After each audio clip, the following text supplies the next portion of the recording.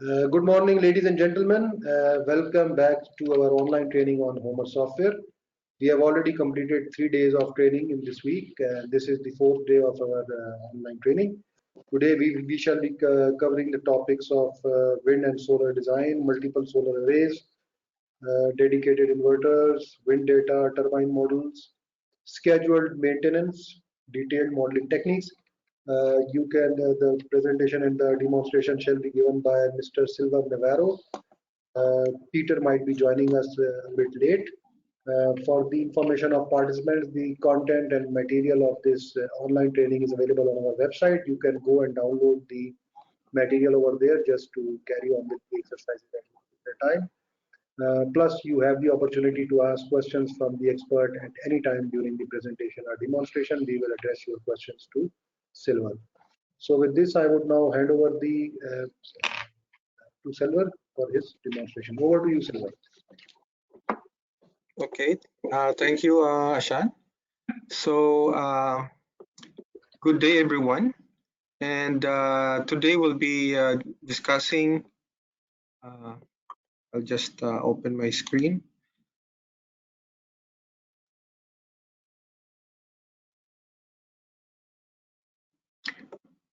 Okay, today we'll be discussing on using wind in combination with diesel and also solar with diesel. So we'll be deep diving more on putting together a hybrid system with existing diesel and adding it with wind, and also adding PV to an existing diesel with different types of PV system that HOMER can provide.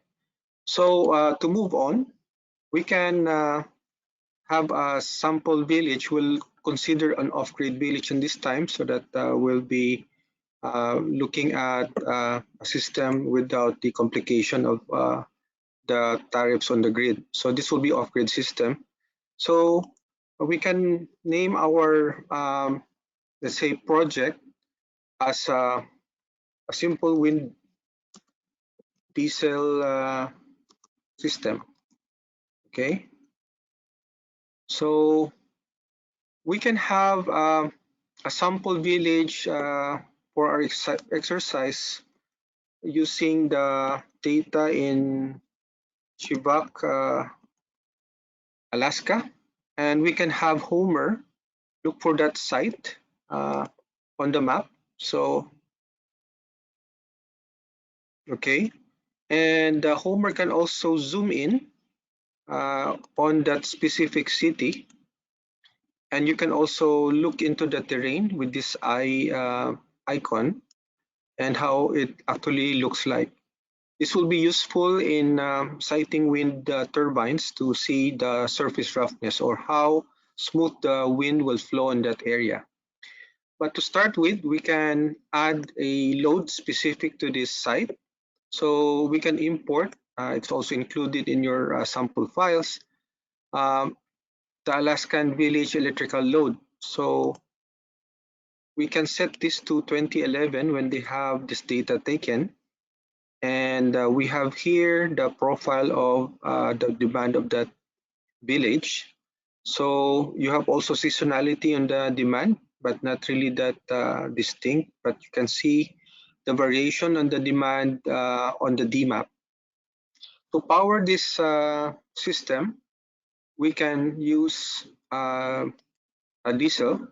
So to be more precise on this, we can check on the peak demand of the village. As you can see, it's around 519 kilowatts. So we can set a 520 kilowatt diesel, but to provide an extra capacity, we can set it to 575, just to have a headroom on the demand. So we can go back to setting up a diesel, so we can check on a design your own medium-sized diesel, and we can add this.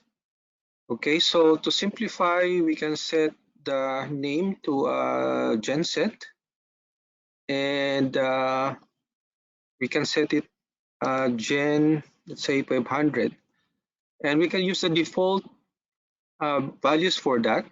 But for our purpose, we can set the genset to 575 kilowatts, so that we'll have a headroom on the demand. This is around 10% uh, operating reserve, so that our genset will still operate with the peak demand of the village.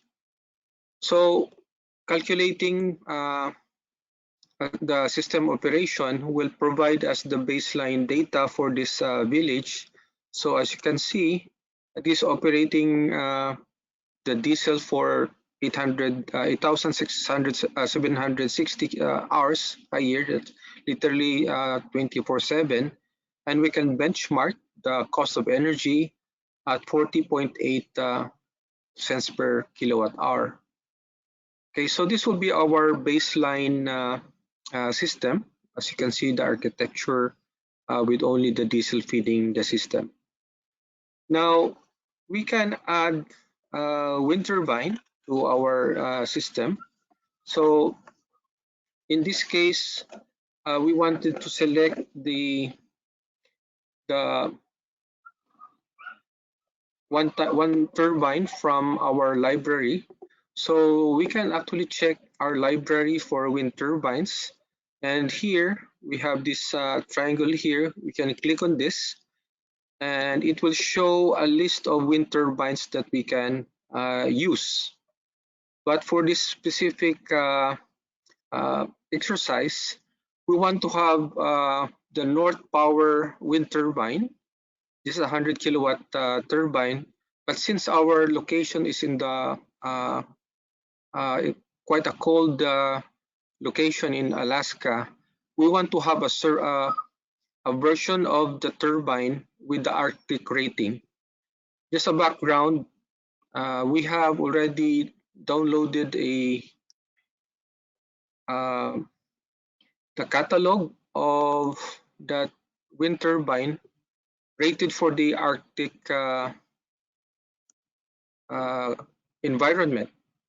So we can see here that this is from North Power Systems. And what we wanted to see in this catalog is the power curve.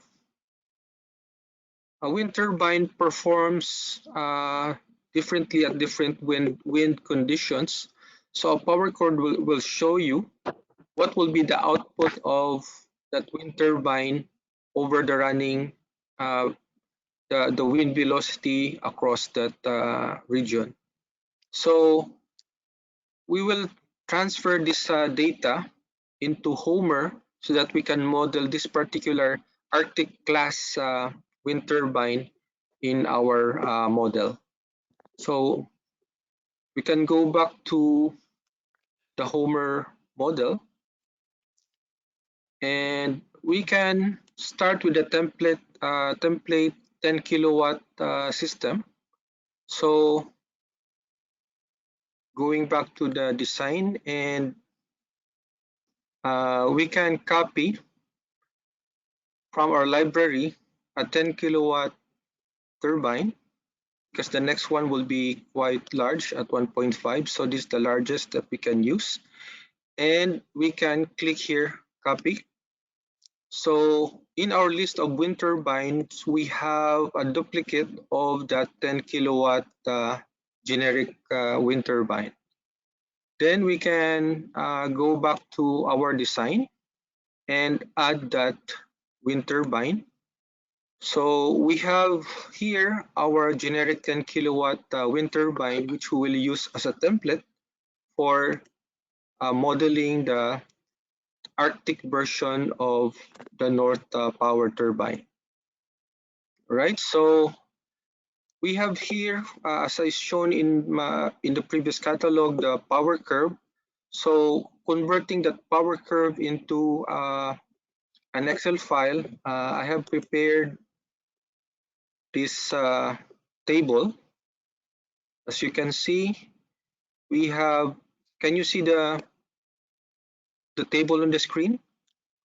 Yes. Yes, we can The see Excel that. table. Okay, thank you. So here we have different wind speeds and different power output of the wind turbine based on the wind velocity. This was taken from the brochure. So if we go back to the brochure, this was taken from these values here. So it's a table of wind velocities from 1 to 25 meters per second with the corresponding kilowatt output. So we go back to our Excel file and we can copy, sorry, we can copy the table. So click Control C and we go back to our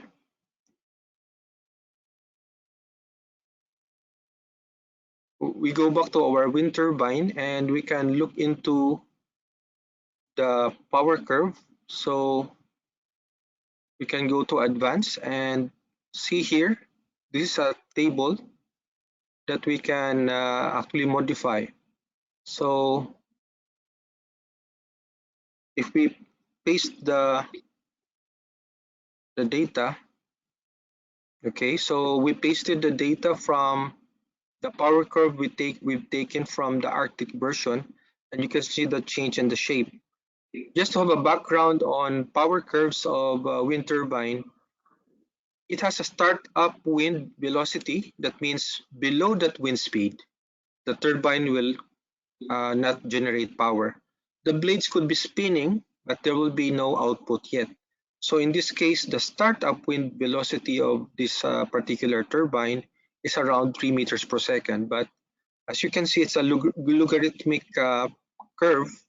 As the power increase, as the velocity increases, the power output cubes. So that's the power curve.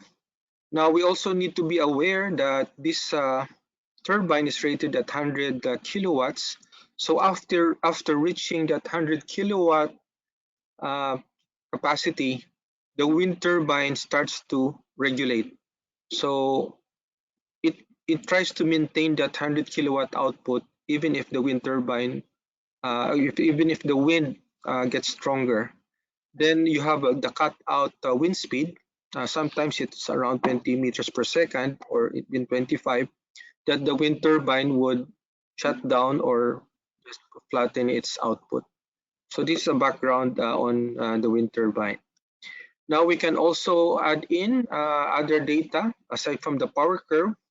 So we will connect the system to our AC bus and add other parameters on the wind turbine, like this wind turbine is rated at 100 kilowatts. So we can put here on the search space of okay,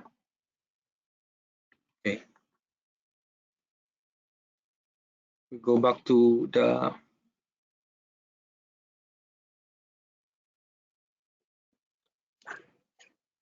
Silver, just to make a comment, I think the turbine is 10 kilowatts.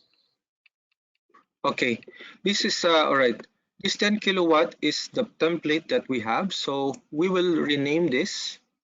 Okay, so uh,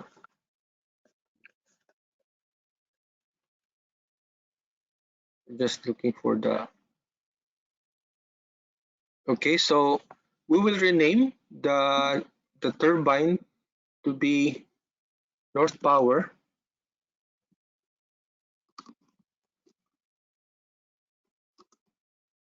Silver, NPS. Yes. you might need to change it from the abbreviation Okay. show So up in the first the schematic. name. We yeah. So first we change the name. Then we can change the abbreviation to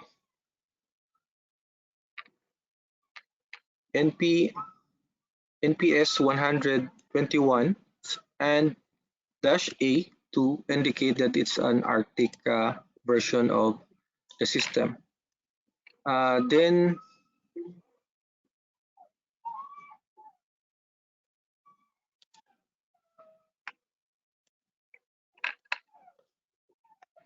I'm trying to change the capacity to 100 kilowatts.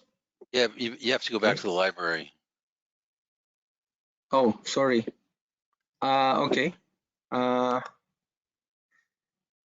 And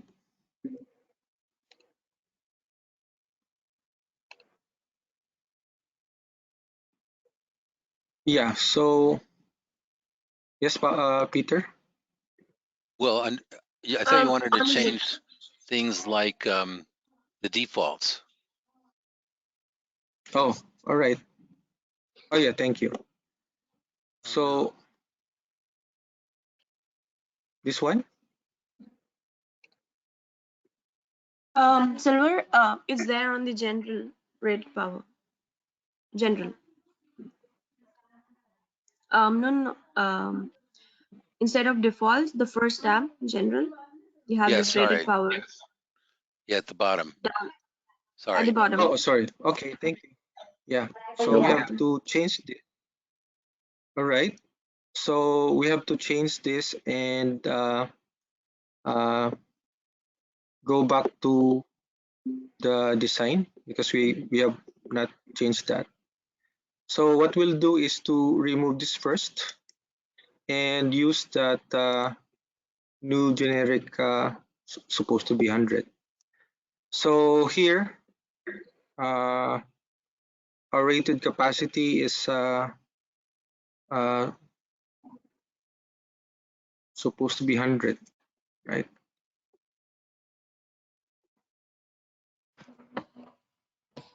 Okay, we'll Could you just just remodel this again. Yes, Nidhi? you had to save, I guess, Oh, in sorry. the library. I think we have not saved that.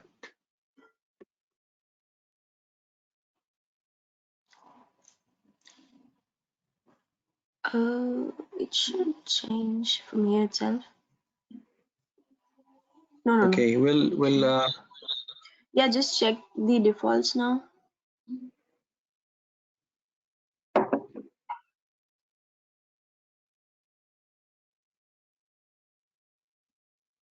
no, not that one.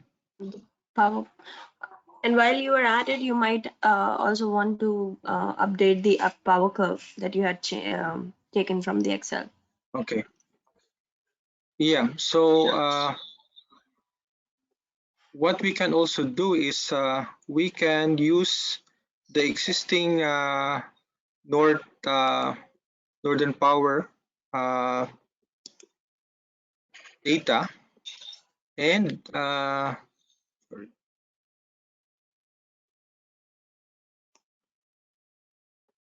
we can copy this, so we can make an Arctic version of this one. So we can copy. So you have here in our model a copy of the northern and So, we'll just rate this with letter A. Silver, am I right in saying that you just select the option of a 10 kilowatt generic wind turbine in the start, and then you feed in the power curve of your required, your available turbine power curve in it, and then you made the changes later. So, if that's the case, how we go on with this input, giving inputs of the wind turbine? Okay, so we use a template data of a selected turbine. We can use the generic 10 kilowatts, Mhm. or we can use the existing data of a turbine and modify it for a next version. So this option, if But we but go back to, but yes, Silver, in my understanding, it would be very difficult to find already available models from the of turbines from this HOMER software. So most of the cases, the users have to feed in the data themselves, these power curves for these specific turbines. So if that's the case, would they have to select the generic option in the start and then make the changes in the options? Yes. So as we have explained, we have here the technical sheet or the data sheet of a wind turbine, and we can model this turbine by putting in the inputs in our template library and use that in our model. Okay, so it's good to have uh, the data sheet of your turbine, or you can select any existing uh, turbine in the library. So in this case, we can, let's say, remove this and look into this one. So this is actually a copy of the North Power wind turbine, but to have the Arctic version of this, we can copy the power curve of the Arctic version and paste this on the in our new model for the wind turbine to make it as an Arctic version. So using this model, we can go to advanced and paste this data, and that will be the Arctic version. Okay, so for the cost, we can put here instead of capacity in terms of kilowatt, this will be quantities of wind turbines. So it's a complete set, including the foundation and electrical system connections. So here we can also modify this with an A, and we can put an A on this turbine to indicate that it's an Arctic version.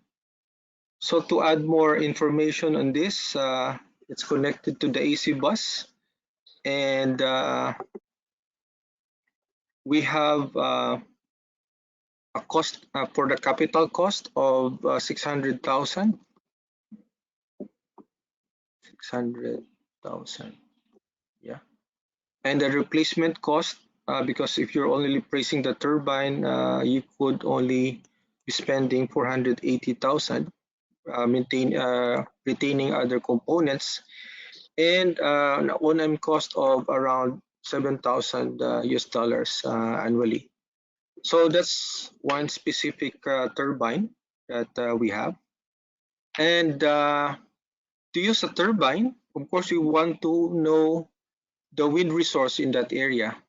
You can actually go to HOMER and click for the wind resource, but in this case, we wanted to import a wind data file that we have taken from that site. So in this case,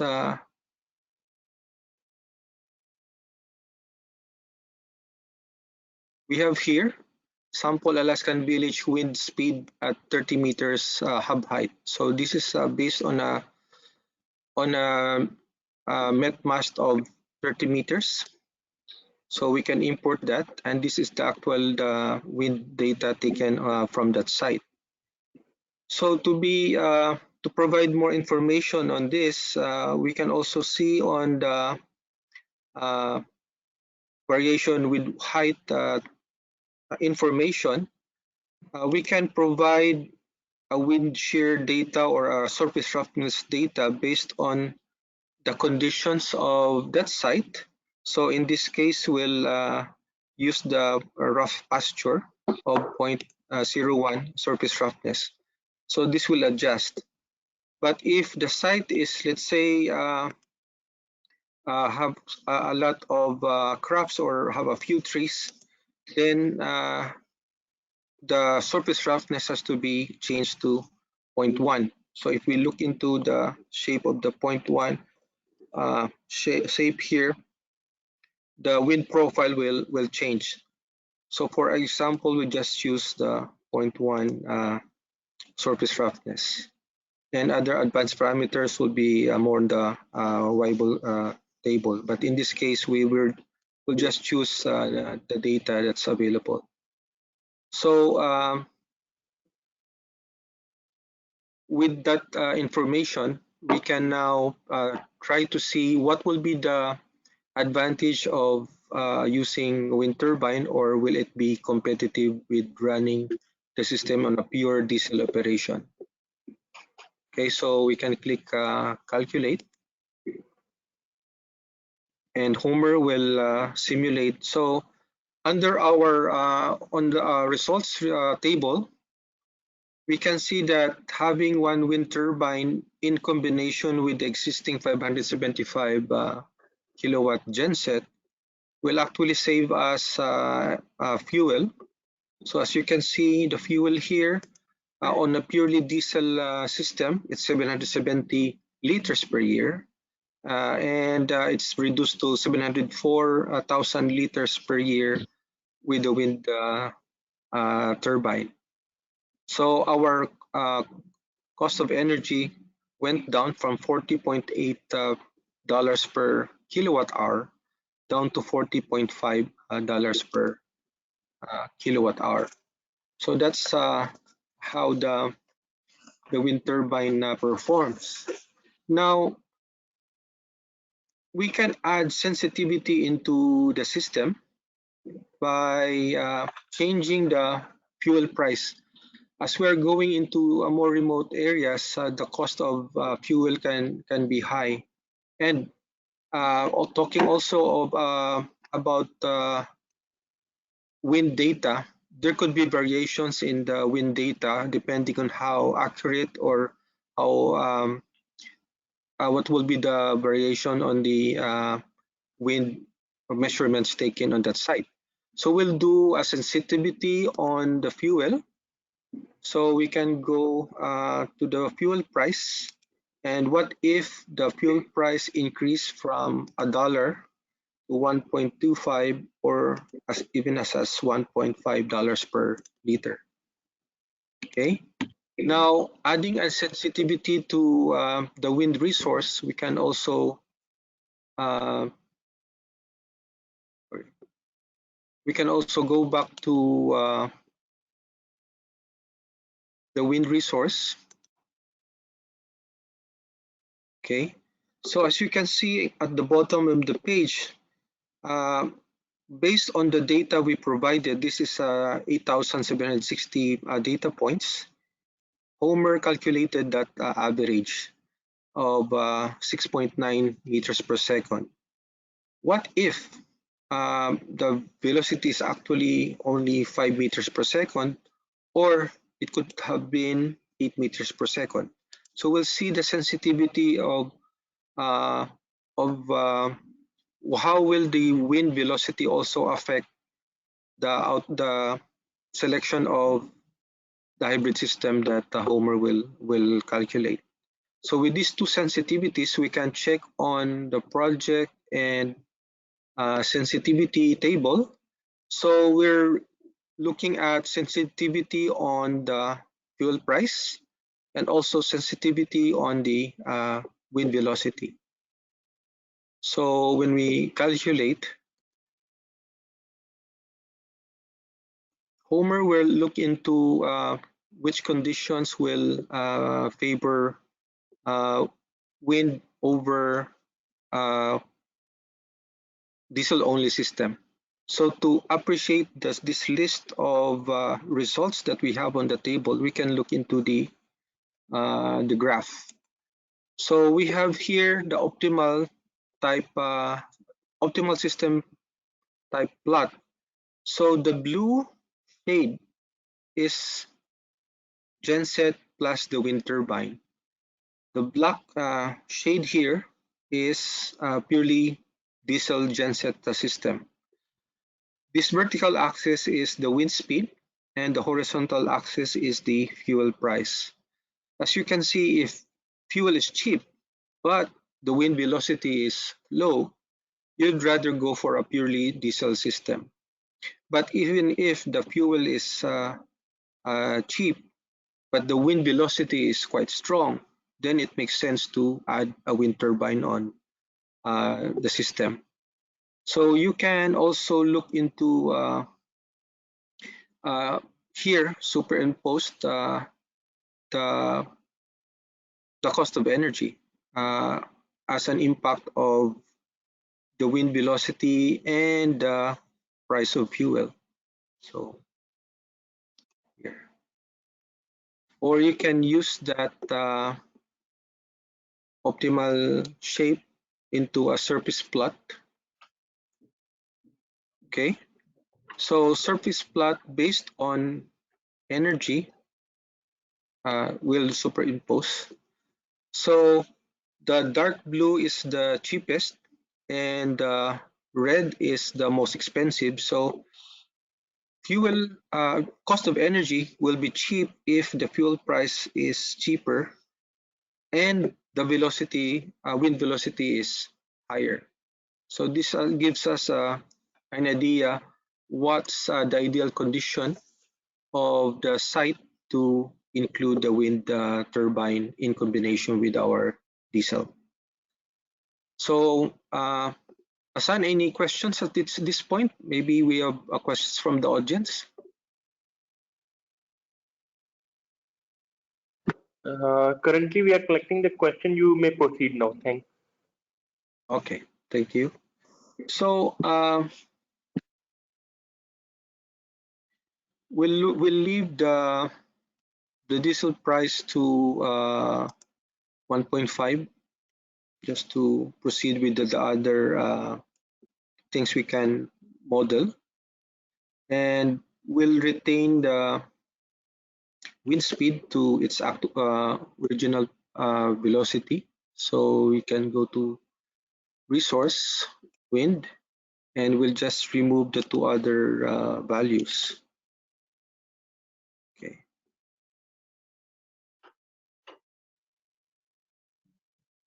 Right. So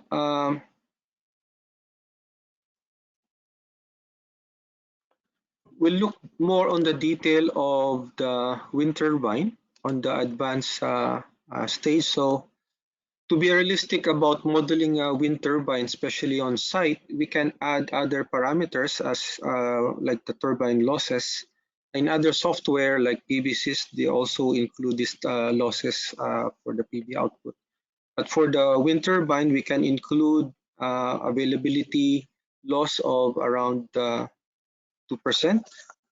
Then wake effect, this is like the effect of if you have one turbine in front of another one, this will reduce the output. We'll put that weight effect for 1%. For the performance, there could be variations in the performance based on the power curve. Electrical losses with the lines, we can have a 2% loss. Then some environmental factor that would change, like could be soiling on the blades, and we'll set at that. So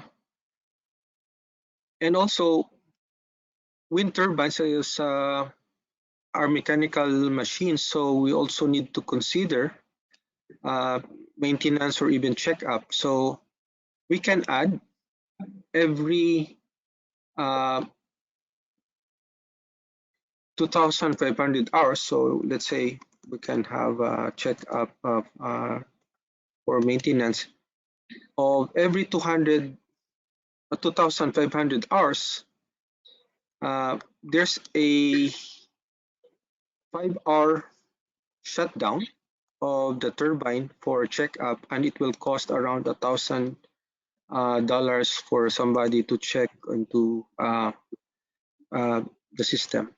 So we can include those costs and losses to model the turbine more realistically. Now we can check on the results, and this will be the baseline that we have with a more realistic wind turbine. It's still, despite of those costs and losses, it still provides an advantage of compared to running a purely diesel system. Okay. Now, we only modeled one wind turbine in our model. Maybe it makes sense to add more wind turbines to save on fuel. So in this case, we only have 0 or 1 on the quantity for the search space. We can add, let's say, up to 4 wind turbines and see what will be the ideal number of wind turbines under our configuration based on the wind speed, based on the load and the economics involved. So we can do calculate, and HOMER will rank which number of turbines will be best. So as a result, we get 2 as the let's say most economical of the choices that we provided. We can click here the overall, and you can see 2 is the best number, and 4 will be not too economical anymore. So you have also 3 and 1. So HOMER ranked them according to the lowest net present cost or the equivalent cost of energy. Okay, so we can check also the economics of having just one wind turbine. Compare economics. So you can see here that the IRR of that turbine or internal rate of return is 12.6 and simple payback is 19 years. Okay, so that's the economic evaluation of one turbine.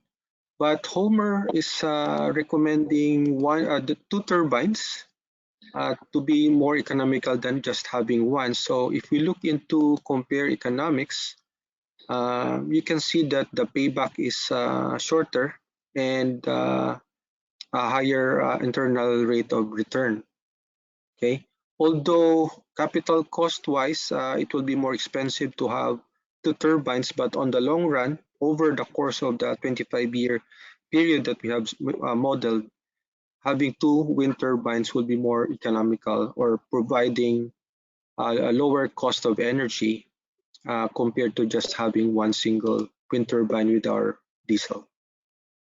Okay, so Hassan, any questions that you have consolidated? Yes, Silver. Yes, we have a question from Ahmed Tala. How can we model distribution system losses in HOMER? Peter, did you hear the question? Peter distribution losses. Is Peter not available? No, sorry, okay. I was muted. I did hear the question. So HOMER does not model the distribution system, but what you can do is add those losses to the load. So this isn't really a question about the wind turbine, unless I misunderstand the question. But no, this is about the distribution losses, the line losses, I think. Right. So I would simply add them to the load. Okay. Another question is from Tanveer Ahmed. Does it support any kind of wind turbine? And are there any built-in templates available for different companies? Yeah, we have, as earlier done, we have a template for wind turbines that you can actually model. So just like what we did for the 10 kilowatt turbine, we can put in the information needed by HOMER to model. So if you have the catalog of those wind turbine, you can model that in HOMER. Okay, Peter, you want to add on that? Yeah, no, well, I think you covered it. That we have a catalog, and which is has a lot of turbines in it. But you can, as Silver showed earlier, you can create your own wind turbine by using any one of those templates and modifying all the parameters on it. So we expect people to create their own wind turbine models through the library, like Silver's showing. Okay. Okay. So, yes, there are some templates available. Question? Yes. So next question is from Anand Kumar. I would request all the participants to kindly mention the name of the country also. Is there any limitation to the size of the system that we can design using HOMER? Can we design a utility scale project with HOMER? There's no fixed limit. The limit is about the number of each types of components. That's the only actual limit. We have another piece of software under development, which is really designed for utility scale, what we call front of the meter projects where there's no load. So if you have what we call behind the meter projects, distributed projects, which are serving a load and also many are standalone projects that have that are simply serving a load because it's a remote load or an island or something. Or if it's grid connected, it's HOMER Pro and HOMER Grid are for these kind of distributed projects where it's serving a load and it potentially can be buying and selling to the grid. There's no size limit though, but there's limits on the number of components, and the new software, which is in beta testing, it's not really available quite yet, is for these front of the meter utility scale projects where you're participating in a market as opposed to just simply taking a tariff. Okay. I hope that answered the question. Yes, we have another question from Asad Iftikhar. If you have load data at a minute level resolution and GHI and wind speed resource data are at an hourly resolution, does HOMER interpolate between data points for the weather data, or does it consider hourly data points from the load data set? Right. So HOMER can accept data at different levels of resolution, and then I don't know if you've shown this, Silver, but there's a setting under oh gee, I forget where we put it. Project. Go to project, where you set the simulation time steps. I think it's under optimization. Here. Yes. So the default. So you can set is, it to 60 minutes for hourly data, or you can look into minute data. So if you, of course, this will be under hourly data. You have 8,760 steps per year. But of course, if we use 1 minute intervals, that's 60 times of that value. So right. yeah. My recommendation would, I mean, you can play with this any way you want, but my recommendation would be, let's say you have load data at 15-minute intervals, resolution, but you have wind data at a 5-minute resolution. I would set this to 5 minutes. But if the time step is longer than the data you have, HOMER will combine them. And if, actually we have a pretty complicated algorithm. If it straddles a data piece, it'll take a weighted average, etc. So it's quite flexible about these, what the resolution of the analysis. Here's where you set the resolution of the actual simulation, though.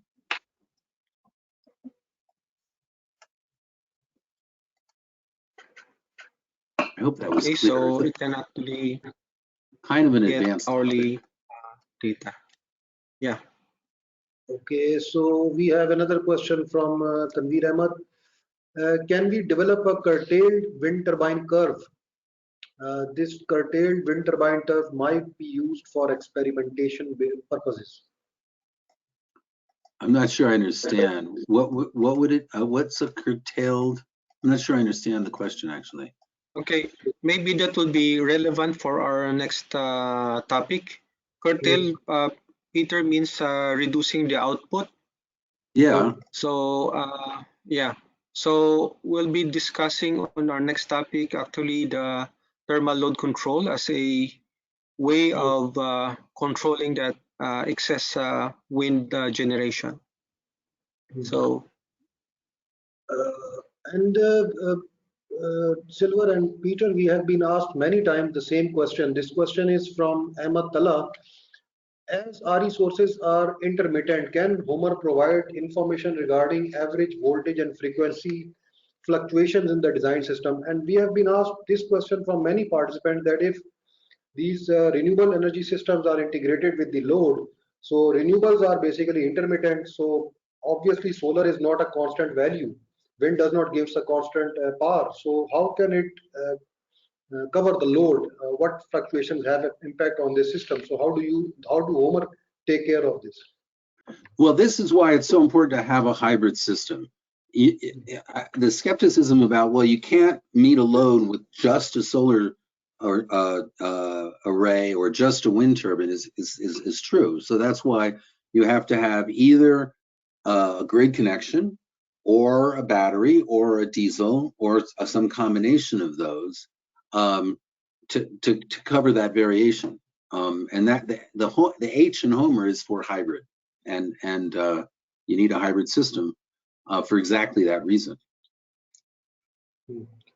So yeah, just to add on your comment, Peter, is that if we look into this particular graph of what we simulated, the wind turbine production is this purple line here.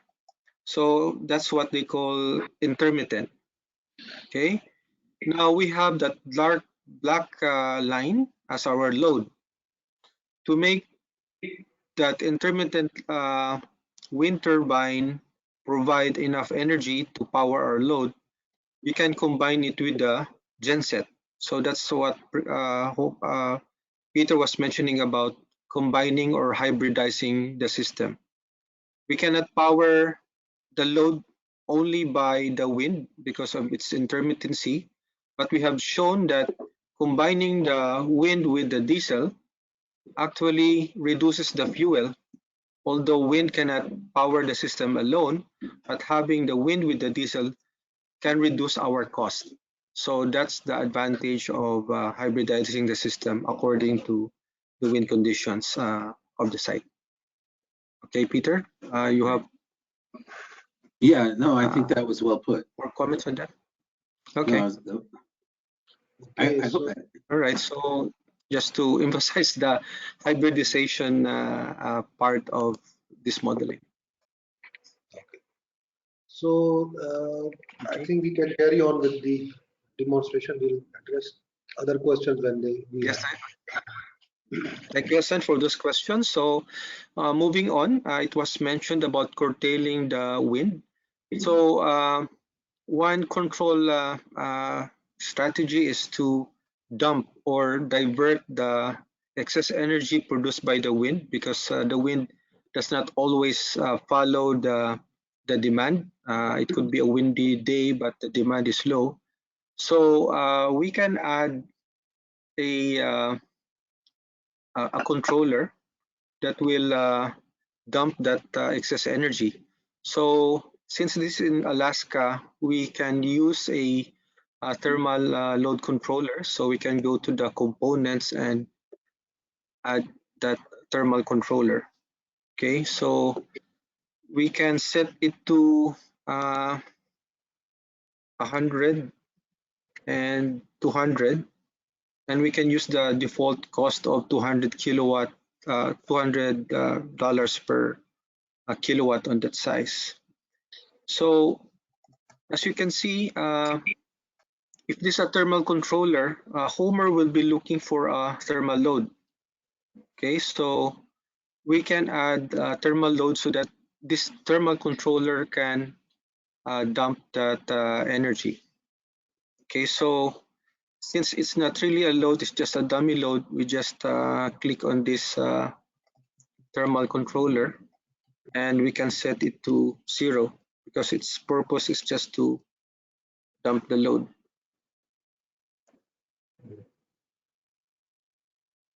Okay. Now, since it's a thermal load, again, Homer will be looking for a boiler just to maintain that. We can add a boiler, but we will not actually be using it because we'll be feeding that dummy load with the excess energy from the wind turbine anyway. We can see later on our simulation that even if this boiler runs on diesel, we will not be running this if we're only getting excess energy or dumping excess energy from the wind turbine. Okay, so if we simulate the system,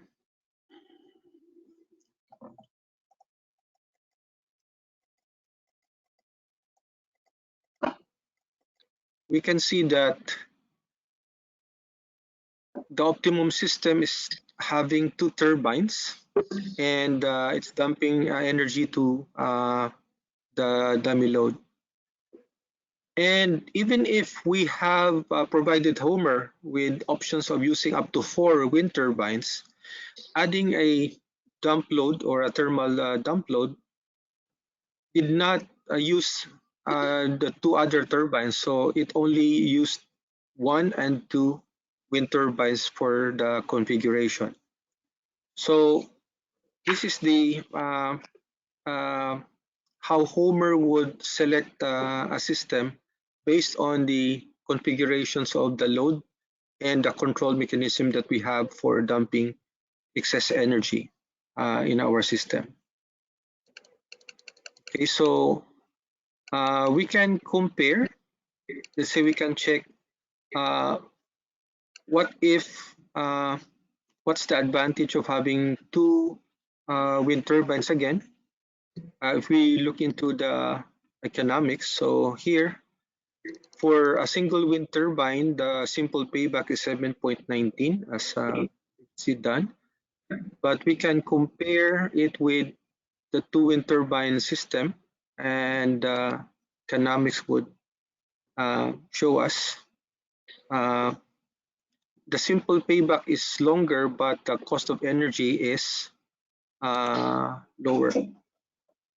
Okay, so yeah, slightly lower, not really that high, but it's slightly lower. Okay, so that is partly addressing also that question on curtailing the wind turbine. In this case, we're dumping it to a thermal load. So this is in Alaska, it's a thermal load. It could be a water pumping load or something else in other regions if thermal load is not really that needed, or an alternative dump load is more practical to use. Okay, so and we can also look into the sensitivities of the wind turbine by just like we did before. So we can change the fuel price. So fuel price, we have set it to 1.5. We can add it to with the original 1 and 1.25, and we can also try changing the economics. Let's say we have a different variety of cost of discount rate. So we can use 4 for a cheaper cost of money. we can still retain the 8. And what if cost of money is more expensive at 12?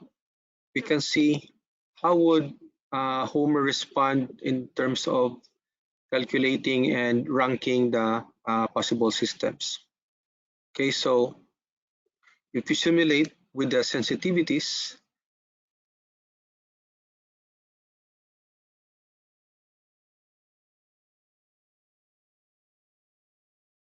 we can go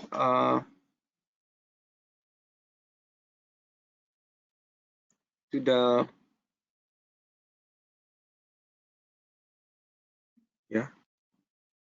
here.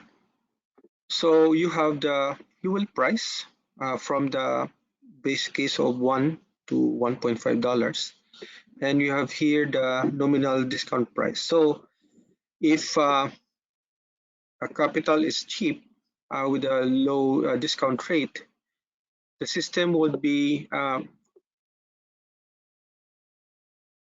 ideal to have genset and the wind turbine together.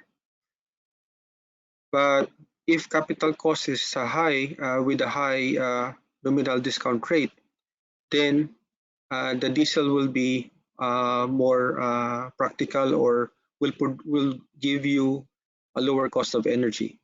So it does matter, especially when you're developing projects, to also consider the economics of the capital cost, because it may not only be looking at the system on the long term, but also considering the cost of investment for those projects.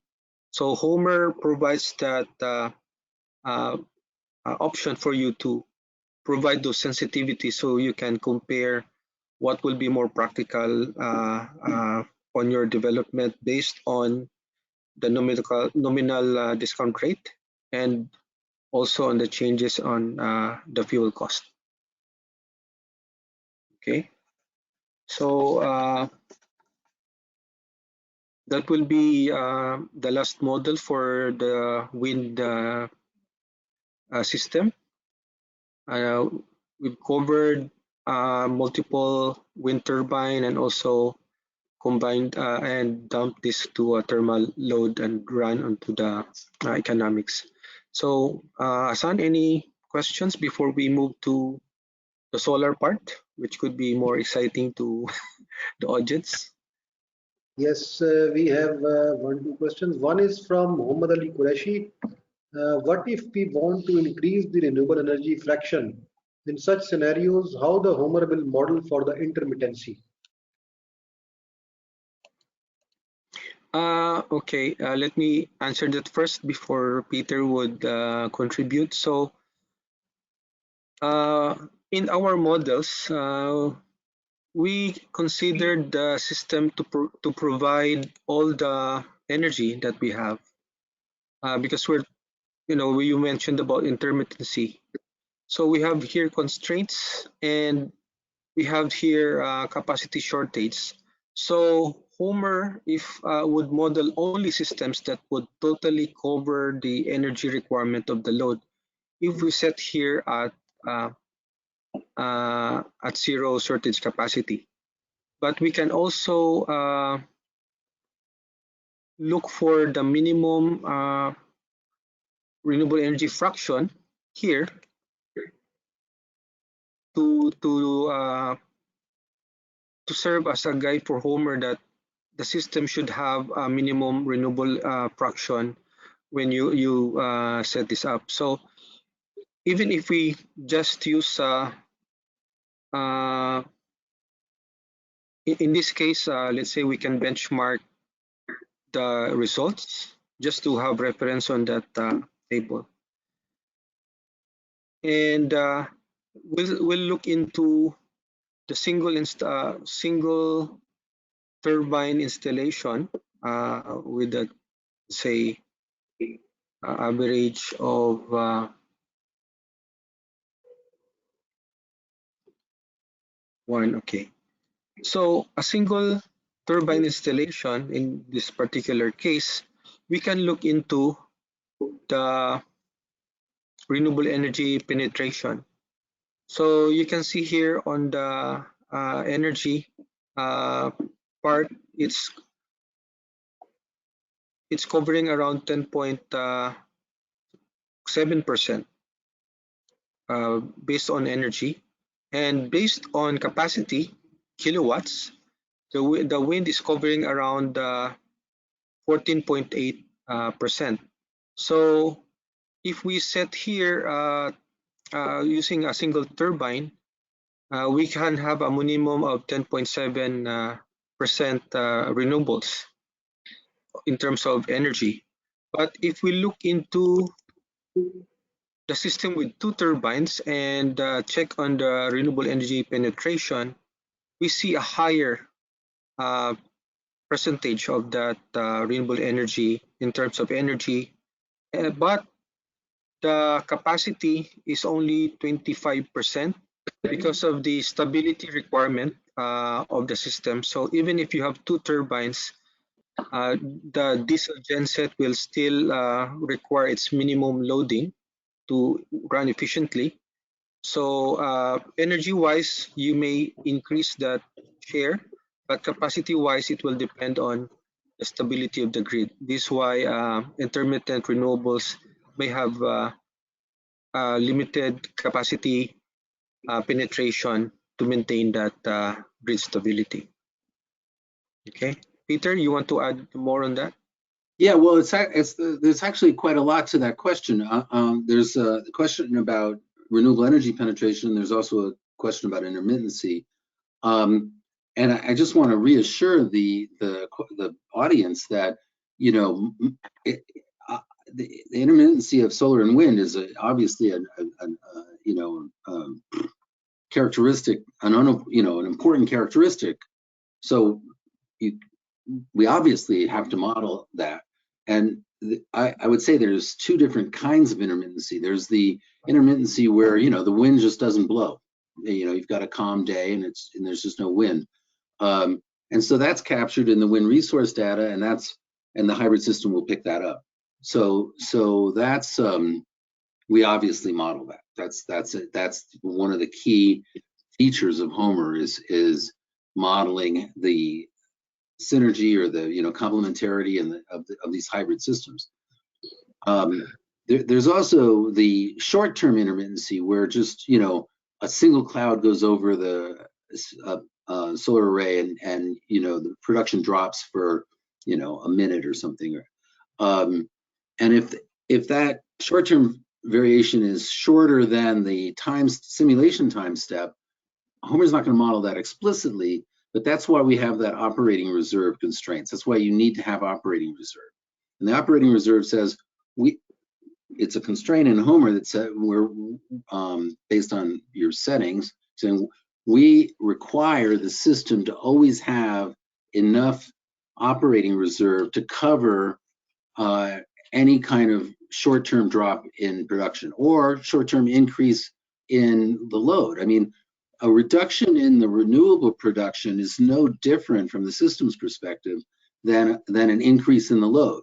So somebody turns on an arc welder, that's going to be an increase in the load, and it looks to the system just like a cloud passing over a solar array. So utility systems always have operating reserve. They often call them spinning reserve. We call it operating reserve because batteries don't spin. But traditionally, that reserve was preserved by spinning, the fact that you've got generators spinning and a certain amount of, momentum or angular inertia there. Inertia, yeah. So, utility operators are really concerned with inertia, et cetera, and batteries provide us a form of sort of virtual inertia. So these operating reserve constraints are really important. And you can see the default value for solar is 80%. So a really dark cloud passes over a PV array. It doesn't drop the output to 0, but it will drop at something like 80%. So we're requiring here with that 80% default value for the operating reserve as a percentage of the solar power output, that whatever the solar power output is, we need to have operating reserve that could cover an 80% drop in these instantaneous drop in the solar power output. The other thing I want to talk about, just because this whole topic of renewable penetration actually can be kind of confusing because there's so many different ways to define it. So, you know, and I can just tell a little story if we have time. In the early days with HOMER, we had something, when we still do have something called a renewable fraction, and we defined it in a particular way. And then people said, well, no, but we define it a different way, you know, and so then we changed it, and then people said, no, I like the first way better. So then we came up with this thing, which I think is actually a little confusing, but we gave it some thought, and we said, you know, there's actually 8 different ways to define renewable penetration, you know, on an energy basis, you know, over the course of a year, how does the renewable output compare to the total output? But then, because we sometimes have excess energy, and if the excess energy is being generated or is the result of a minimum load constraint on the diesel, who's responsible for that excess energy? Is it the solar power that's being dumped, or is it the diesel power that's being dumped? Totally arbitrary. So that's another difference just on the energy-based metrics. But you have a similar thing where on the capacity-based metrics, because there's different ways to define the capacity of a, you know, is it based on the nominal capacity or the usable capacity? But one of the most important parameters isn't just on an annual basis or based on the capacity, it's on an instantaneous basis. And this will always be the number that's highest. So on that really windy day, even when say night, let's say it's really windy some night when the load's low and the wind's high, that's when you're going to have the highest instantaneous renewable penetration. And that's the one you need to worry about in terms of, well, make sure we have a way of handling that, either curtailing the wind or dumping it. So you can see that this topic of renewable penetration, people talk about it, you know, 80% renewable or 50% renewable, but without defining how they're calculating it. And we gave it a lot of thought and went, wow, you know, there's really these eight different ways to define it. So it's a little complicated. I hope I didn't overdo that. But I just know people are always thinking about this issue of intermittency and renewable penetration. And I thought I'd, you know, go into a little depth there. Hope I didn't go too deep, but. No, it was perfectly fine, Peter. Thank you very much for this insight. And we have a question similar to the discussion we already had. Is there a way to model short-term intermittency due to cloud cover events in HOMER, where we can control the number and duration of cloud cover events? Controlling the weather? That'd be nice. I actually, I'm not sure I understand the question. No, these are short-term intermittency, but yeah, if you have if you have cloud cover of a few seconds, the highest resolution HOMER can go is only a minute. So there could be some limitation in modeling that. Well, that's what the operating reserve is for, though, is to cover those. Yes. So another point is being made by Nidhi in the chat box, that to show steps for creating custom components of wind or solar, we have a knowledge-based article explaining the steps involved. I've already shared the link in our chat box, so everybody can go on with it. And again, to the participant, please ask your questions, clarify your queries. The experts are available. We will address those questions to them. We have another question from Faizan Ali Shah. How much battery capacity in terms of megawatt hours should be added as compared to the installed renewable energy capacity? For example, if we have a 3000 megawatt of RE installed in the system, then how much battery energy rating should be inside the system? Well, that's what you use HOMER to answer. I mean, there's no, that's why you run the model. So so there's no like single answer that covers every situation.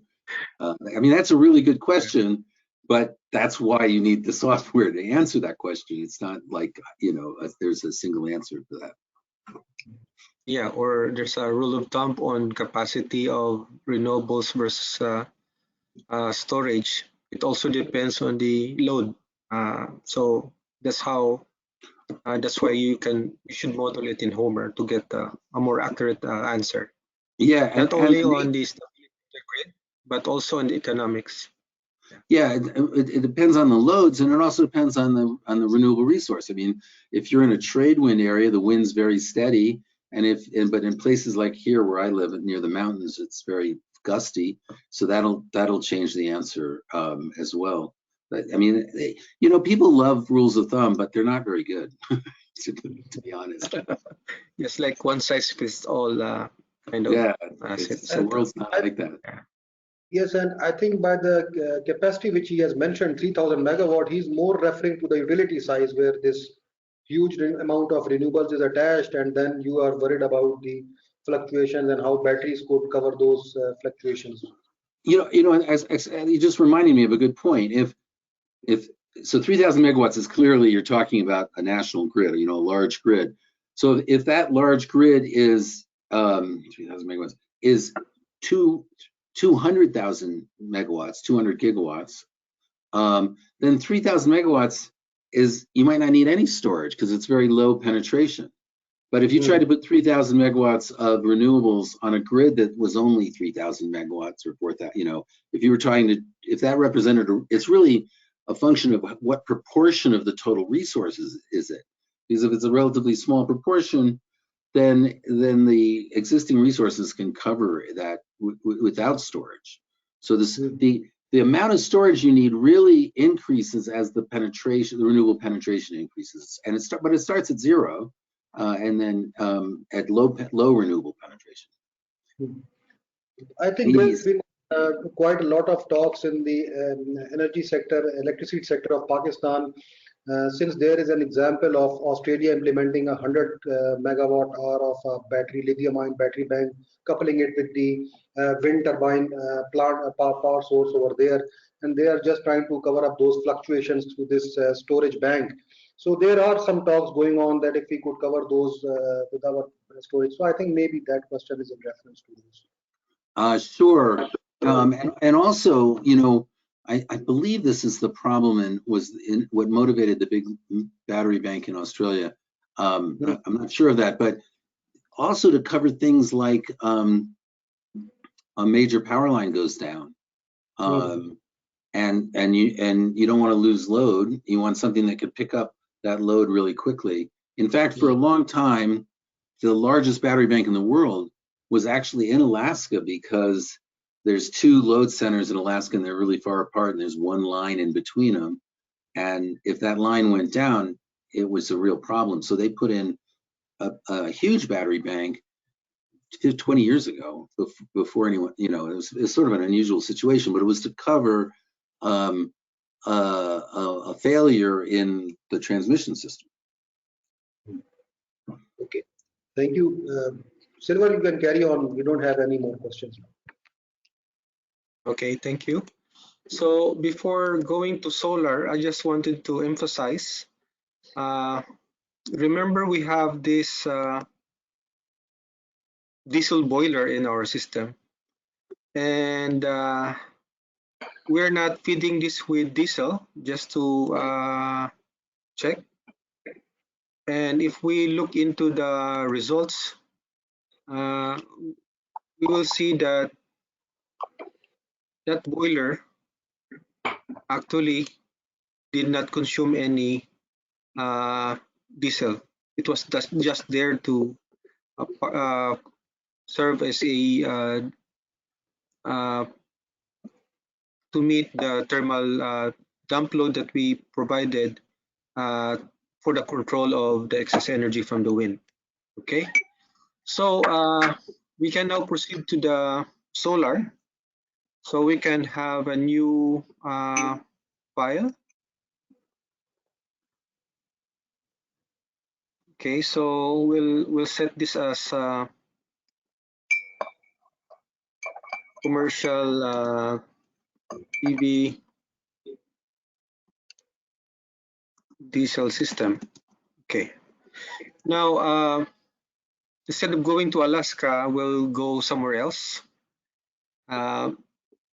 we have here in our example location with these coordinates 40.13 north and 105.24 west. Okay, so we can ask Homer to look for that.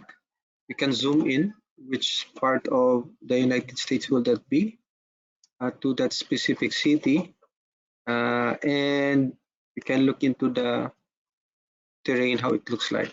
Okay, it's like in the middle of nowhere. So we'll model this first with a commercial load. So we Actually, can use the very synthetic close to load. where I live. Silver, you call it in the middle of nowhere. Oh, I have an idea whose property will this be.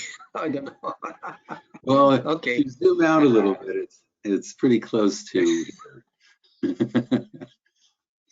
Yeah. All right. So it's like looks like it's it's a caldera or so. But we'll use that site, and then we can use a synthetic load. So we can go to the loads component. We can have a commercial load without specific peak, and sorry, my screen is popping up.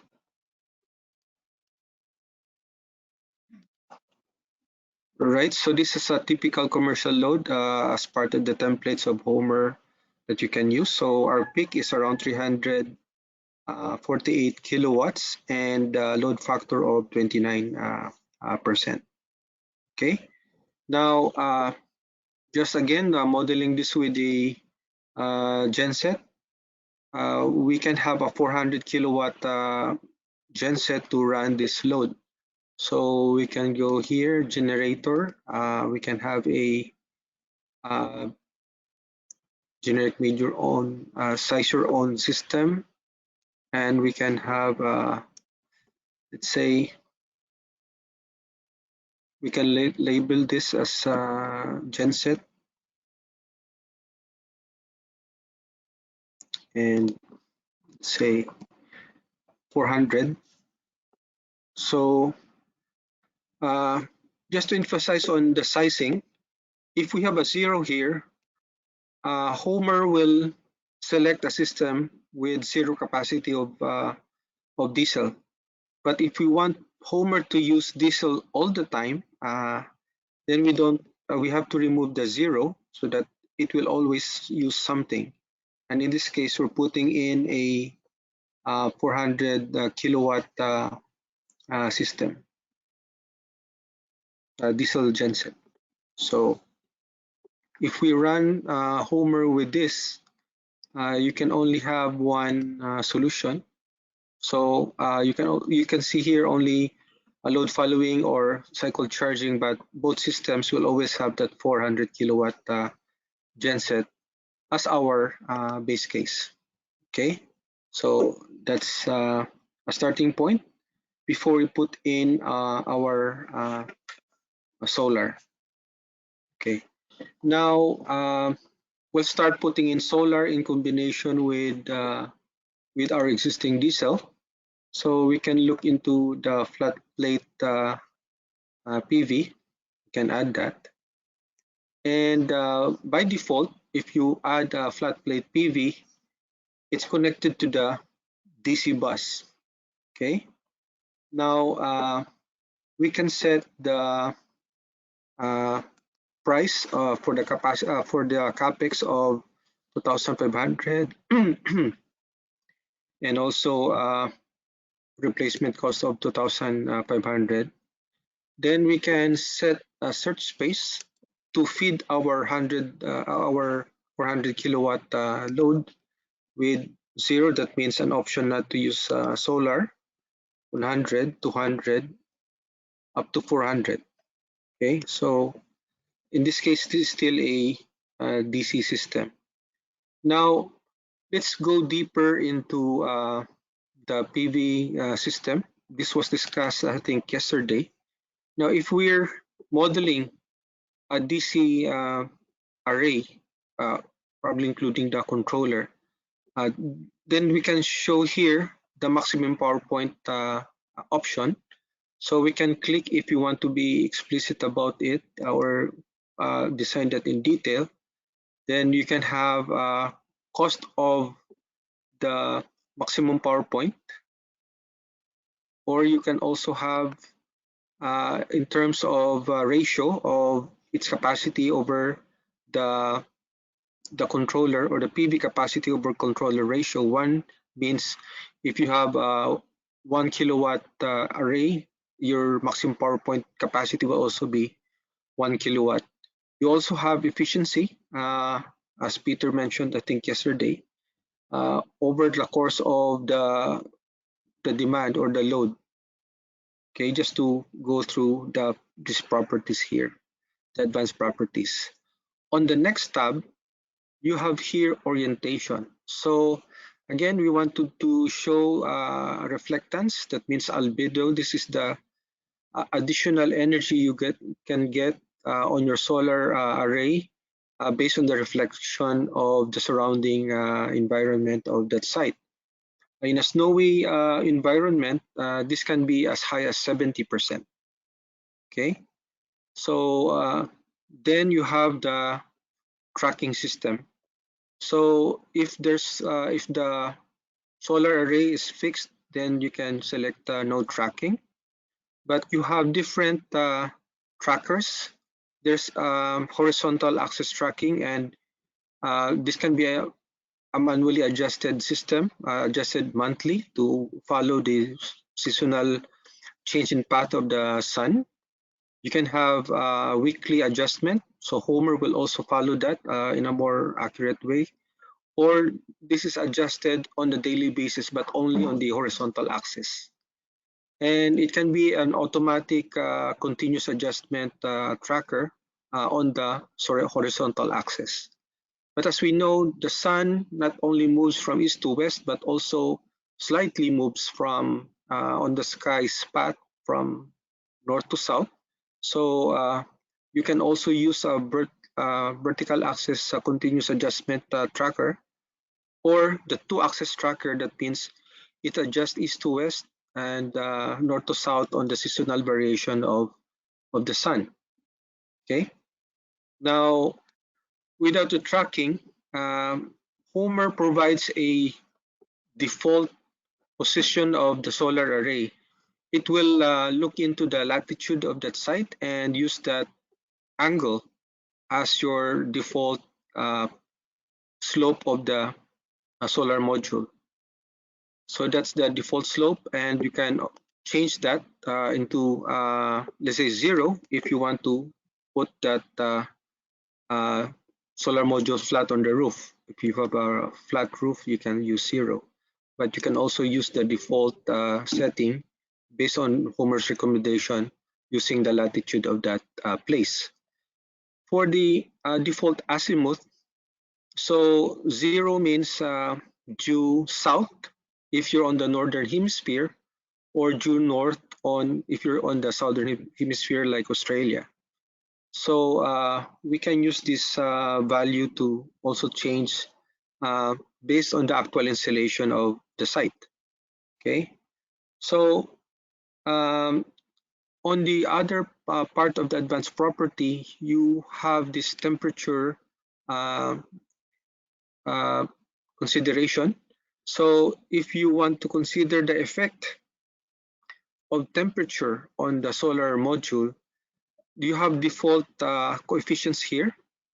So solar modules usually lose some of this capacity with increase in temperature, especially if they're exposed or the ambient temperature is so high that you have here a 0.5% loss per degree increase from their STC rating, or of 25 degrees. So increasing the temperature and increasing the ambient temperature of the site will also increase the losses. You also have the nominal cell temperature when they're exposed to the sun. In this case, it's rated at 47 degrees centigrade. And efficiency at standard test condition, this will depend on the type of solar module and solar cell technology that's used. So we'll use the 13% by default. Okay.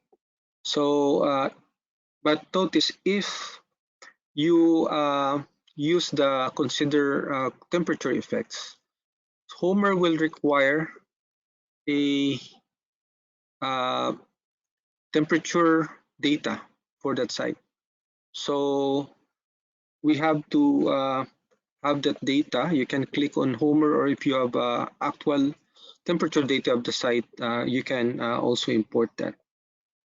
So in this case, if we want to adopt the temperature effect, we can click on define temperature. And since we have defined the location of the site, we can download from the internet. So HOMER will have a database of that site, and it will show you the temperatures, the average temperatures over the course of the year. So you can see here -5 degrees. So probably there'll be snow in this area from January to probably up to March, and also towards December from late November. Okay. So ambient temperature would affect the performance of our system. So in this case, we cannot connect our system yet because it's connected to the DC bus. So what we can do is we'll work on the details of the inverters later by initially connecting this to the AC bus. So we have an AC connected system that includes the inverters inside, and we can click on the system. But again, we saw that HOMER is looking for a solar radiation data. So we can click on our site, and on the resource, for this particular site, we have options of getting solar data from NASA or from NREL. For this exercise, we'll use the NREL data and download it. Okay, so we don't have that warning anymore, and we can now try to simulate what will be the most effective capacity for our system in hybrid with the diesel. So if we categorize, there'll only be two categories. One would be the original diesel only system with 400 kilowatt diesel capacity, and we have now a PV diesel hybrid with a 100 kilowatt PV system. Notice that you have this warning triangle here, and it says this system has a renewable penetration high enough to cause stability problem that require more detailed modeling. Adding some form of storage, such as flywheel or battery, may help.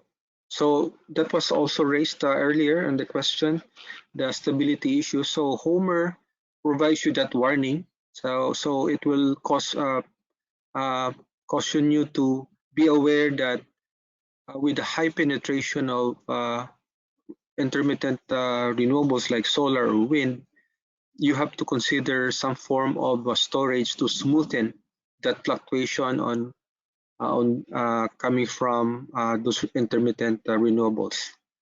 Okay, so what we've seen here is a 100 kilowatt system with the genset. Okay, so that's the basic connection that we have. We're talking about the AC connected system. Any questions at this point, Ashan? If we have questions on the from the audience. Yes, we have 2-3 questions. The first question is somehow different to the discussion we are having right now. It is regarding this HOMER grid software. Does it calculate the revenue that can be generated by providing ancillary services through utility scale battery storage system? I think that will be more on the application of HOMER front. That's a different Yes. software specific for that application. In this case, Mm. we're merely powering a demand, a load. But if you're providing ancillary services, spinning reserves or so to a utility, then we have another software for that. Okay. Peter, Right. you want to Yeah, introduce that HOMER front or right. yeah? We're getting a lot of questions about utility scale systems, and it's really not the topic of this training. But we are creating a different piece of software. It's a very different problem when you start talking about participating in markets for things like ancillary services. But I'd love to reconnect with this group in a couple of months and do this again with HOMER Front. But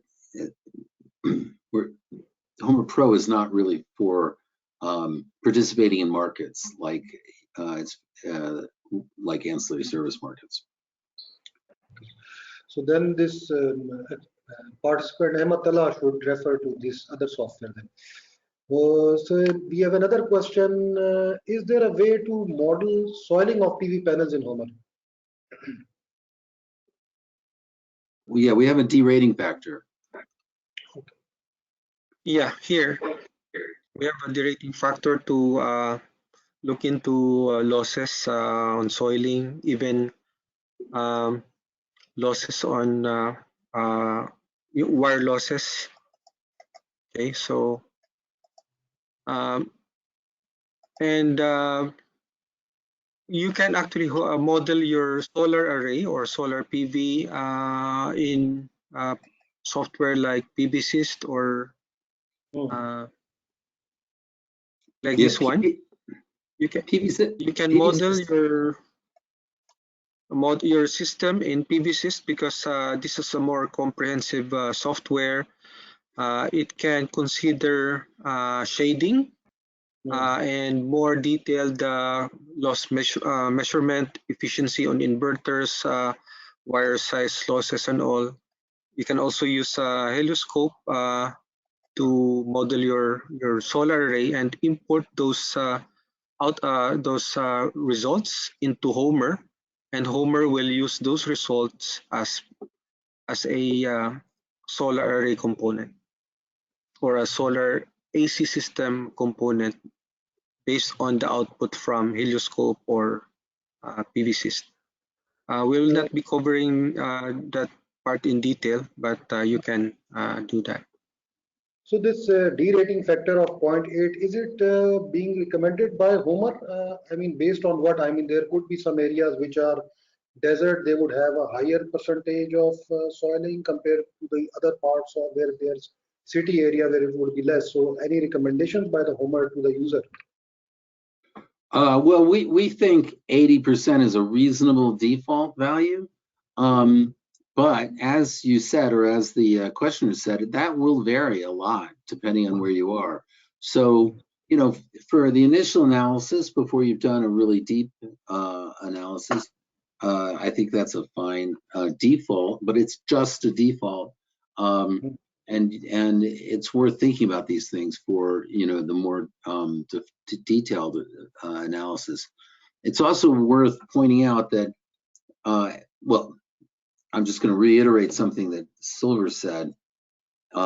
If you're really interested in that level of detail, we recommend PVSys, and we've worked something out with them where we can import data directly from PVSys.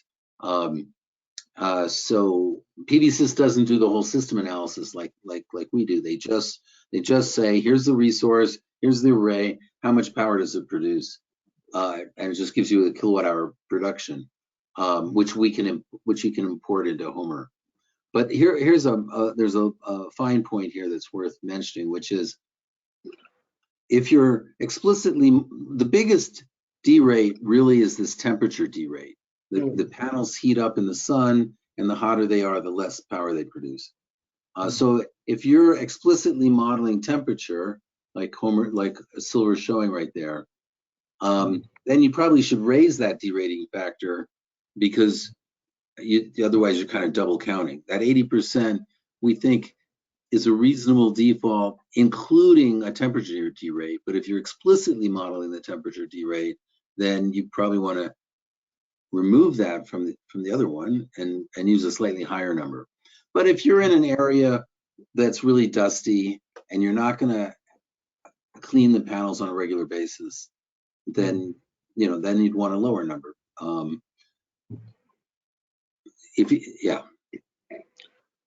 Actually, this thing came to my mind since we were going on with the designing the wind turbine, and then there were those roughness factors included, like for cities, for bushes, for affairs. So maybe somehow this could be added. Just a suggestion. So that's a good suggestion. Okay, so we have another question from Samir Ahmed. It's a long, detailed question. So while working for industries, energy transition plans, when planning for solar wind storage with existing multiple base load natural gas generators being used, the biggest challenge we have faced while using HOMER Pro is defining the generator operation SOP, that is operating protocol for multiple generators in load following model. Is there any way to include this in the simulation? That is, if we can input at what percentage loading on gas gensets can each generator be turned on and off? Question. Based on RE generation, or will this be possible by defining custom dispatch strategy in MATLAB? Overall objective is to reduce generator operation hours and natural gas use. That's a topic for tomorrow. We do have a dispatch strategy called the generator order dispatch strategy. And I believe that's exactly what the person's asking about. And that's one of the main topics for tomorrow. And it's a good topic. We get that all the time, that utility operators have a very, usually or often have a very well-defined merit order, it's often called, of when they operate which generators. And you can specify that explicitly with this generator order dispatch strategy that we're going to talk about tomorrow. Okay. So Samir Ahmed could listen to the presentation tomorrow on this topic. We have another question from Faizan. We have seen various types of controllers being offered in the market, controlling the sources like genset, PV utility, etc. Does this software offer us to select such controller? Question. Or is it by default? I see a tab of thermal load controller. I'm asking in terms of modeling the controller like efficiency or losses, etc. Is it possible? Right. So in HOMER, a controller is just another component. So we have our library, I'll admit, is not as comprehensive for controllers, but it's just another component. So you can so we do have some, and you can create your own. And we have this capability with MATLAB to create your a custom control algorithm. So you're right, there's a lot of them on the market. They're all slightly different. Our defaults, load following and cycle charging combined are, we think, are kind of a reasonable compromise. But if you want to model something explicitly, you can create your own in MATLAB, or we'd love to talk to we're reaching out to manufacturers, but we haven't gotten all of them, obviously, to get their algorithms into HOMER. We did work pretty closely with ABB at one point, and then for some sort of internal reasons, we didn't. Internal to ABB, we're going to include those in the software, and well, it's a long story, but so the short answer is that you can create your own dispatch strategy or your own control strategy, or you can use one of ours, and yeah, I'll leave it at that. Okay, thank you. Okay, no more questions. All right. So thank you for those questions. Now, moving on, just to distinguish how you would model the PV. If we have an AC coupled PV running on the AC bus or with an AC output, you can also model the PV as an array that produces DC. Okay, so as you can see, it's on the DC bus. It will require, as Homer would warn here, add a converter. So the array can only be DC system, and in this case, you can add a maximum power point tracker if needed. But you can also treat it as a simple solar array and add a converter. Okay, so that is external to the solar array, and it will couple the the DC output of the PV into the AC bus. So to match our capacity search space for our solar, we can also provide a list of inverters to convert the PV array DC output into AC. So we can have 100, 200, 300, and 400 kilowatt to match with the PV system. So here we have also efficiencies and lifetime of the inverters, because that's very specific to this case. Since solar array compared to batteries only generates and not absorb, this converter in this case is an inverter. It only flows in one direction. So we can do a DC connected PV and with inverter separately, and we can do calculation using that, right? So again, it's still recommending a 100 kilowatt system coupled to our DC system. So we can do sensitivities though to emphasize like what Peter mentioned on the temperature. In this case, what we'll do is add sensitivity on the reflectance. Okay, so we can go to orientation, and as I've shown earlier on the temperature, there'll be snow in this area. So reflectance can be high as 70%. I remember one of the times I went to Boulder and I left my shades because it's snowy anyway, but you have very bright reflection from the snow, so that's the 70% reflection here. And it does improve the output of the system, so we can consider that.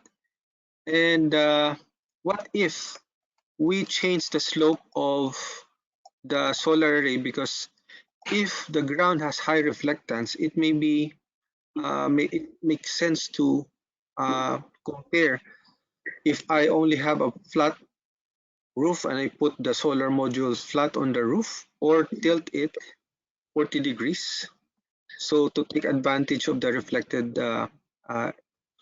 light from the snow.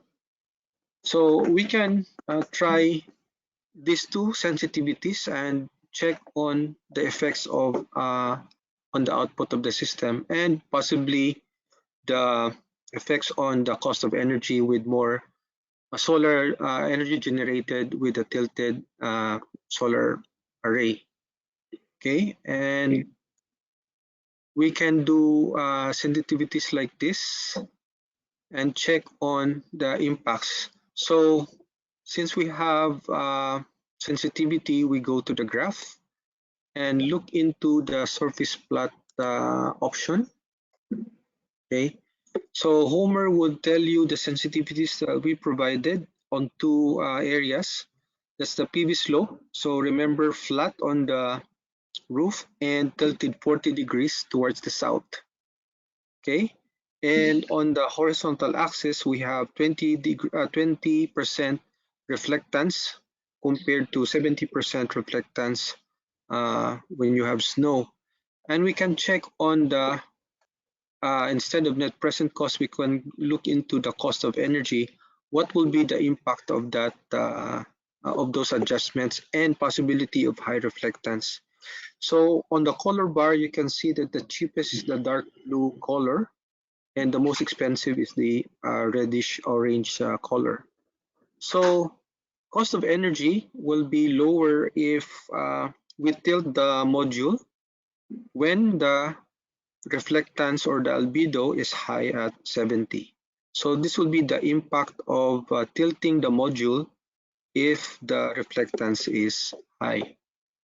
Okay, so aside from what Peter mentioned about temperature effect, the albedo or the reflectance can also have impact on the improvement of your system and the necessary adjustment on the slope of the system.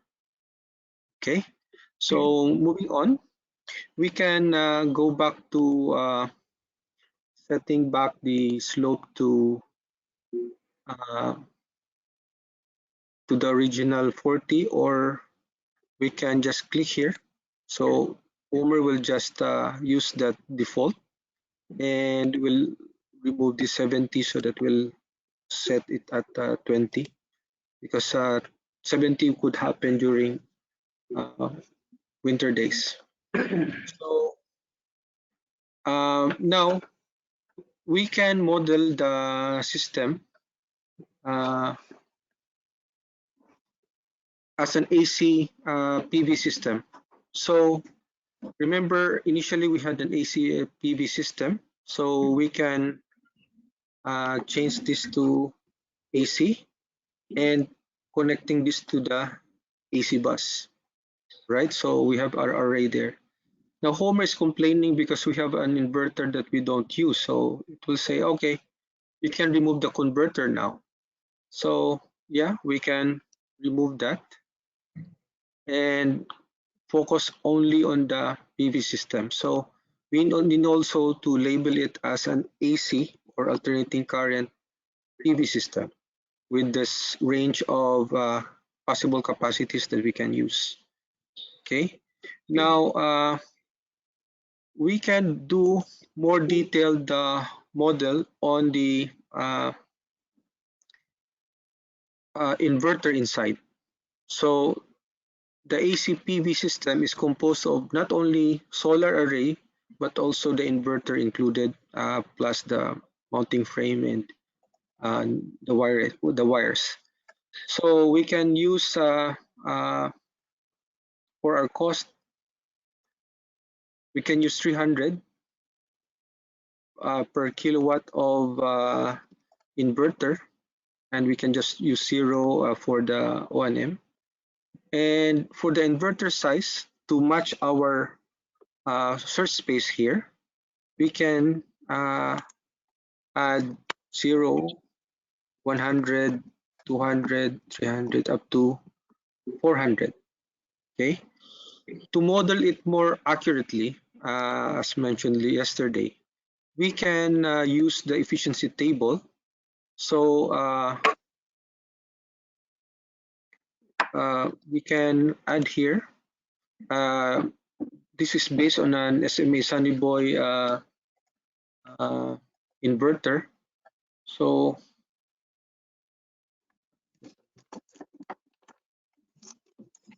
sorry. So at 5% loading, efficiency is low because of the internal consumption of the inverter.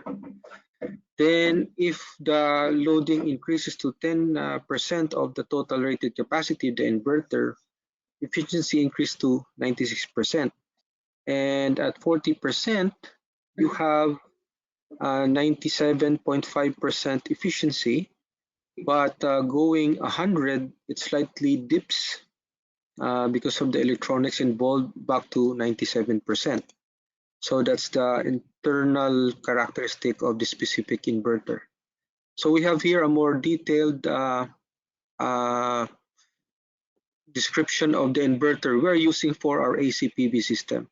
So we'll retain the, there's no tracking, and temperature we have already considered with our temperature input. So we have an AC system, and if we do calculate, it will still provide us the same results, okay, 100 kilowatt, but we have modeled an AC PV system. Okay, and this is in contrast to the DC PV system that we have. Right, so what if we increase the capacity of the PV system? Okay, so we can add more capacities here. So like 500, 600 to 700. And with increasing capacity, we also need to adjust the inverter inside. So 500, 600, 700. Oh, maybe, yeah. Because if we don't increase this, it all will only be limited to the capacities we provided here. Even if we add more solar arrays, so there'll be some curtailment of the PV output. Okay, so we can still run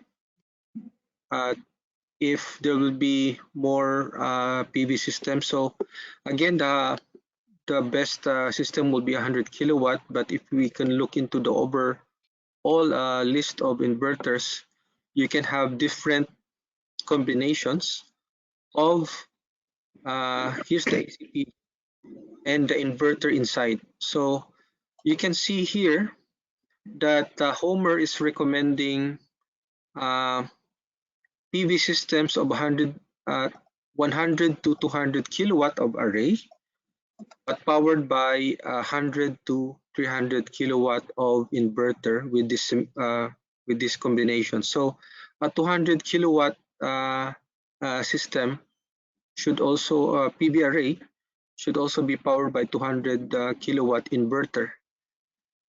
And you can see on the overall result that there's a gap here, that PV does not cannot compete with diesel if you're oversizing your inverter. Like here in this case, a 200 kilowatt array is being powered by a 300 kilowatt inverter based on the efficiency that we have provided. So there's like a gap in between that the solar may not be competitive than the diesel if the combination of the solar array and the inverter is not matched. Okay, so Silver, can I just make yes, a question? you may throw a question, Shan. Yes, coming up to the same discussion which you are having this on this solar PV and inverter. Normally in Pakistan, when we are designing systems for household, so what we do is, as a rule of thumb, we actually select a 1.3 kilowatt of solar PV panel. For that PV panel, we select a 1 kilowatt inverter. So normally we oversize the PV panels up to 30% more than the inverter. And they say that it's a safe limit. The power won't be wasted or curtailed in that case, because the inverter PV panel does not generate 100% power. So 1.3 as a rule of thumb is selected here. So could you comment on that one? Yes, San, I've also shown inverter catalogs that they can accommodate as high as 50% more capacity. So in that case, you can use here 1:1, that means DC array capacity to AC inverter capacity ratio. What you mentioned is a 1.3 ratio here, okay? And what I also saw in a catalog, maybe it is quite an ambitious inverter, is a 1.5 ratio of DC to AC. So you can use those indexes based also on the recommendation of the manufacturer of the inverter on how much PV capacity can it accommodate. As you mentioned, 100 kilowatt solar array will not produce 100 kilowatt, but will drop based on temperature. So you can use a smaller inverter for a larger PV array. So in our case, we can use one, or we can use other ratios. So HOMER can do that if you select on this inverter capacity based on the sizing. You also have a choice of providing these inverters based on what will be capability. However, if you use this ratio and you're using a optimized PV size, then you have a size that may not be commercially exactly available. So in our example, we're using like standard round of capacities. Okay, did I answer that question? Yes, yes, absolutely. Okay, so I'll just remove this. That's exactly why we implemented this DCAC ratio, is for exactly that purpose. Okay, thank you, Peter. So we have seen how the solar array combination with the inverter actually affects the economics when you do the matching. And like mentioned, Hassan, it's like if the inverter can take on more capacity from the PV, then you can size a smaller inverter for that. It will also improve the economics of the system, right? So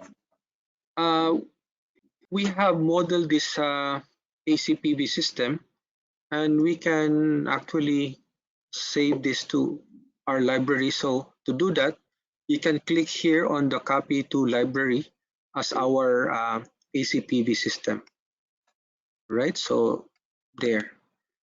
Now we can modify our PV system to include tracking. Does it really make sense to do tracking?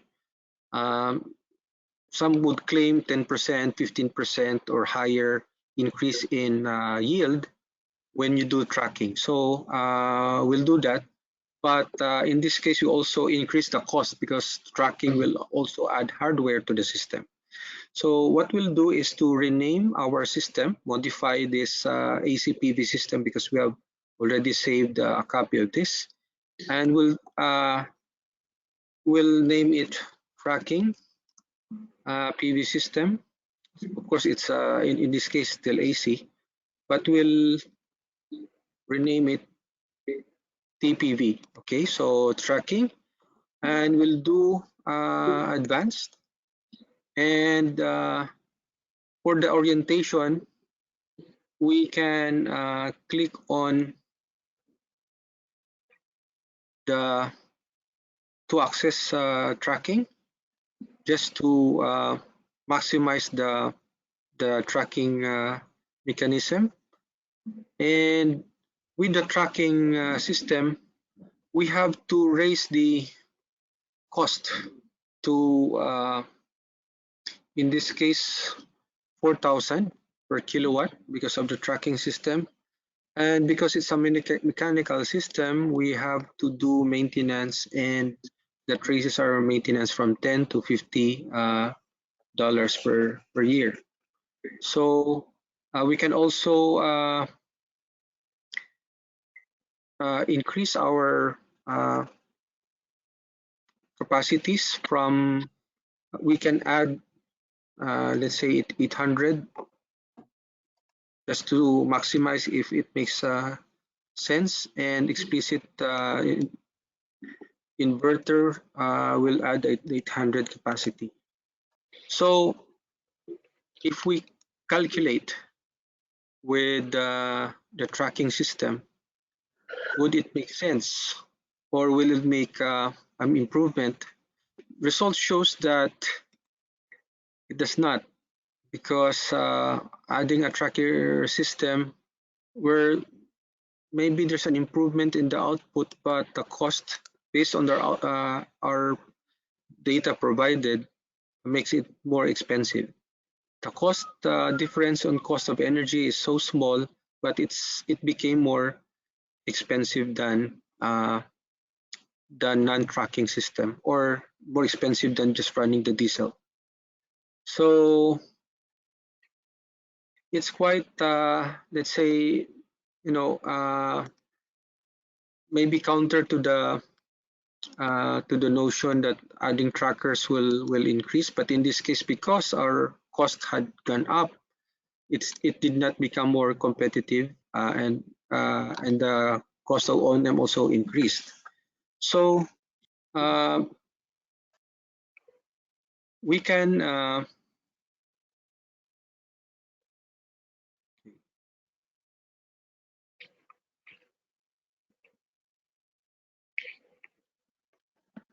for our next any questions from this point, Hassan? Silver, we have one question, but I think we can cover it at before the end of today's session. How much more time do you require? Now, okay. This is almost done, except for we're just adding a non-tracking system, but I think we have covered that. Maybe we can jump to the concentrating PV just for a last topic, maybe 2 or 3 minutes that Or we can could cover it tomorrow. Sure, go ahead, please. Better to cover it tomorrow because we don't have much time now. Yeah. If you can take like 3-4 minutes, it's no problem. Okay. Just quick on the concentrating PV. So we can remove this PV because we're only dealing with flat plate, and we can use concentrating PV and we can add it on our system. So here, instead of just having a resource of solar global horizontal irradiation, our system is requiring direct normal irradiation because of the concentrating PV data requirement. So we'll add the system to our AC bus, so we don't need an inverter. But to get the DNI resource, we can import, and we can import from our file, which is also included. In this case, it's a DNI input because DNI is not always available everywhere. So then we can simulate the system using concentrating PV, and here it does make sense to add it, but the cost of energy is not really that far from that solar PV and also from the diesel only system. Okay, so that will be the last topic for today. So any last words before we close? I'll just address one question which we have received from Amatala. In Bangladesh, SoulShare works on a peer-to-peer energy exchange network. That is, in a community, homes can exchange energy produced from their PV systems between them based on the demand and generation. Is there any way to model such system in HOMER and calculate the economics of the system? So far, we have only seen the net metering simulation. Again, that's a trading platform. The German guy that started this thing is my friend in Bangladesh. Is German, so it's more of a trading scheme. So this is similar to the HOMER front of type of system because of the nature of how energy is transferred from one house to the other.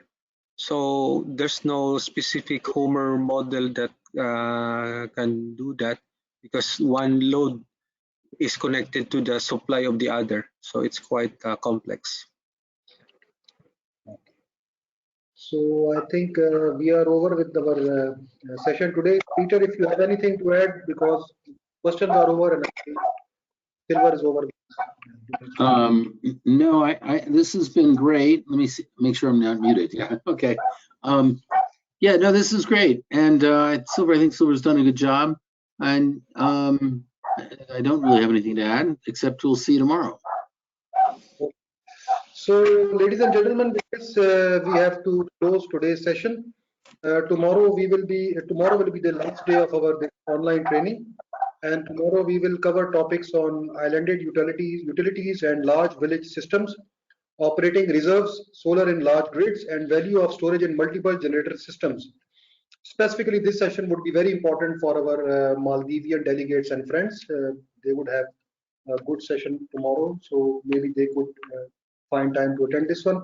With this, I may like to close today's session. Thank you very much to all the participants and the experts for attending this session, and for the experts for delivering such nice presentations and demonstration. The content of this online training is already available on our website.